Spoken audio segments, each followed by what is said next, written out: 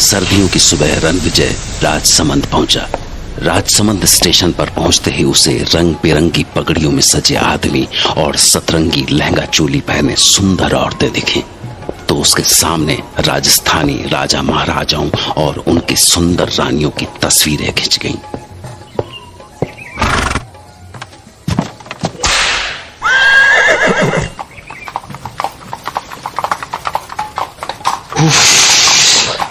राजसमंद की सर्दी 10-12 डिग्री तो होगा। वाह, नदी के पानी से उठती भाप सर्दियों की बात ही कुछ और है।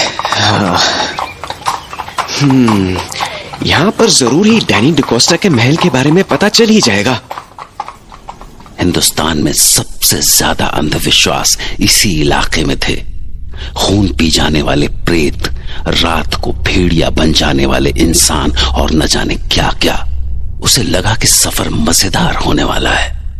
पहाड़ियों के बीच में से होकर जाने वाले घुमावदार रास्तों ने उसका मन मोह लिया। जगह जगह दिखने वाले सुंदर किले के नजारे, खूबसूरत वादियां, झीलें और झरनों से टकराकर बहने वाली हवाओं ने उसे जैसे किसी और ही लोक में पहुंचा दिया।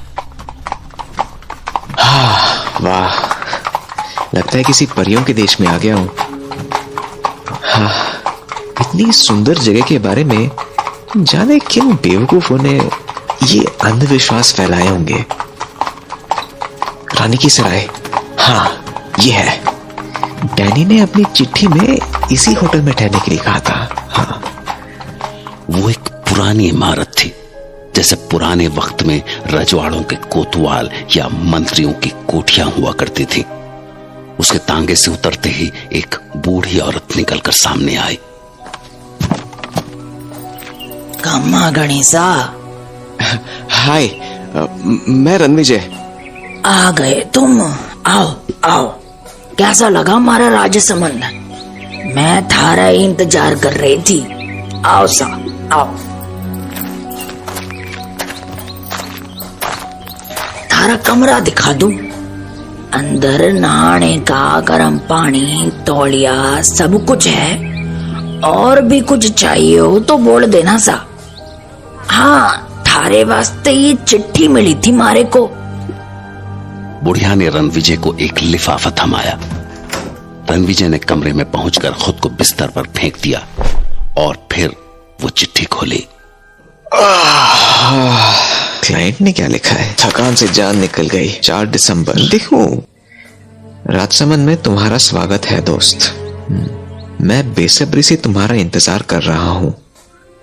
कल 3 बजे तुम्हारी रत्नागढ़ की यात्रा शुरू होगी। रानी की सराय से निकलकर काली घाटी पहुंचना। वहां मेरी शाही बग्घी तुम्हारा इंतजार कर रही होगी। मुझे यकीन है कि तुम्हें ये सफर बहुत अच्छा लगेगा। तुम्हारे इंतजार में तुम्हारा दोस्त डैनी डिकोस्टा।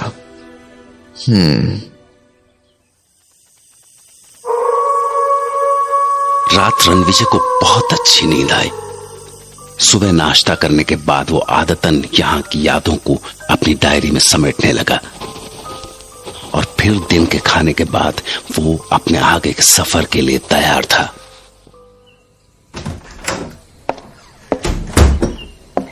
हाँ आंटी जी, तो कितना पैसा हुआ आपका? माए को चिट्ठी के साथ ही कमरे का किराया और थारे आने जाने के वास्ते घोड़ा गाड़ी का भाड़ा मिल चुका है सा। घोड़ा गाड़ी वाला बस आता ही होगा। पर जे बताओ कि आपने जाना कट्टे को है? मैं रत्नागढ़ जा रहा हूँ। रत्नागढ़ का नाम सुनते ही वो बुढ़िया अचानक पीली पड़ गई। उसके पैर कांपने लगे। क्या हुआ? आप पर उसकी तो जैसे जीभ ही अकड़ गई थी। तभी घोड़ा गाड़ी पहुंच गई। घोड़ा गाड़ी वाले ने रणविजय का बैग उठाकर घोड़ा गाड़ी में डाला ही था कि भीतर से वो बुढ़िया भागी हुई आई और हाथ जोड़कर रणविजय के सामने खड़ी हो गई। अरे भगवान के वास्ते वहां जाओ कुनिसा। अभी जवानी भी कोनी आई थारी ठीक से। दुनिया कोनी देखी तुमने। क्यों इस उम्र में जान देने पे तुले हो? पर हुआ क्या? ये क्या बोल रही हैं आप? ऐसा क्या है रत्नागढ़ में? सवाल कोनी सा, सवाल कोनी। बस अगर अपनी माँ को जरा भी प्यार किया है तो यहाँ से लौट जाओ, उसकी गोद सूनी मत करो सा। और अगर जाना ही है तो किसी और दिन चले जाना। हाँ, किसी और दिन? पर क्यों? आज के दिन में ऐसा क्या है? दिन नहीं, रात सा, रात। माघ की पूर्णमासी है आज।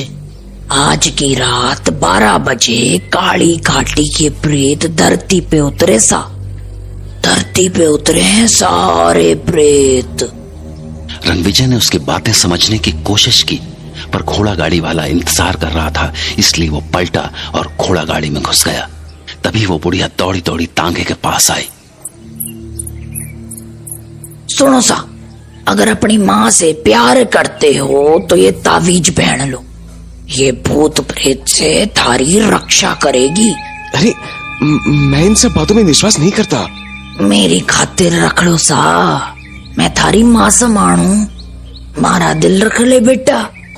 रणविजय बुढ़िया की बात टाल नहीं सका और उसने वो ताबीज पहन ली और उसने बुढ़िया को वो ताबीज अपने गले में डालने दी। गाड़ी वाले ने चाबुक चलाई और घोड़ा गाड़ी दौड़ गई। रणविजय ने पीछे पलट कर देखा तो वो बुढ़िया अभी भी हाथ उठाए उसे रुकने को बोल रही थी। रुक जाओ सा, बड़ मानुसों का घर है वो। उधर जाओ कोनी, जाओ कोनी उधर। रणविजय को बुढ़िया की बातें उलझन में तो डाल रही थी, पर उसे काम भी पूरा करना था। उसके बॉस और डैनी के बीच एक बड़ी लैंड डील होने वाली थी और इसकी सारी जिम्मेदारी रणविजय पर थी, जिसके लिए उसे रत्नागढ़ पहुंचना ही था। फिर उसने बुढ़िया के दिए हुए ताबीज को छुआ। जाने वो बुढ़िया की बातों पर यकीन कर पा रहा था या नहीं, पर हाँ, वो अंदर से डरा हुआ जरूर था। चिट्ठी में लिखा था सर कि आपको काली घाटी छोड़ना है। जी, आप वहां उतर के करोगे क्या? हाँ जी, वहाँ से मेरे क्लाइंट मिस्टर डैनी डिकोस्टा की तरफ से सवारी आएगी। बहुत खतरनाक जगह सर, काली घाटी प्रेतों की घाटी है। प्रेत का नाम सुनकर रणविजय कांप उठा। रणविजय को समझ में नहीं आ रहा था कि तांगे वाले को रत्नागढ़ पहुंचने की ऐसी क्या जल्दी थी। वो इतनी रफ्तार पर भी ऐसे तीखे मोड़ काट रहा था कि रणविजय की जान गले में आ रही थी। अरे अरे भाई, जरा धीमे चला लो, टांगा पलट गए तो दोनों मर जाएंगे। और तांगे वाला तो जैसे बहरा हो गया था। तांगा भगाने का जैसे कोई जुनून सा सवार था उस पर। सूरज ढलने लगा था। झींगुरों की आवाज ने माहौल में सिहरन पैदा कर दी थी और कंपा देने वाली ठंडी चांदनी रात के बीच तांगे के आगे लगी 2 लालटेनें रास्ता दिखाने की कोशिश कर रही थी। अरे तांगे वाले, आपको हुआ क्या है? आप क्यों घोड़ों की जान लेने पर तुले हैं? क्योंकि सर, हमें आधी रात से पहले काली घाटी पार करनी है। क्यों? आधी रात के बाद ऐसी क्या आफत आने वाली है काली घाटी में? मौत का डेरा है काली घाटी। आज के पूरे चांद में जो आधी रात को वहां रुक गया, कभी वापस को नहीं लौटा। तो कब तक आएगी काली घाटी?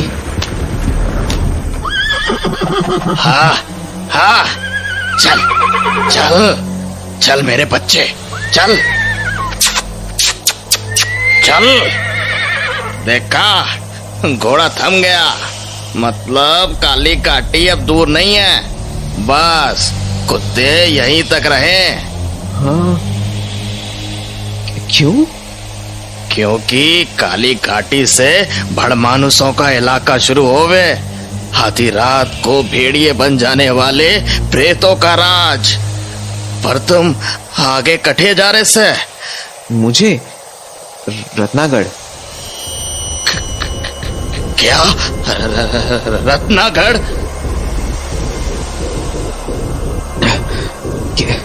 क्या हुआ आपको? ऐसा क्या है रत्नागढ़ में? पर उसकी बात का कोई जवाब नहीं आया।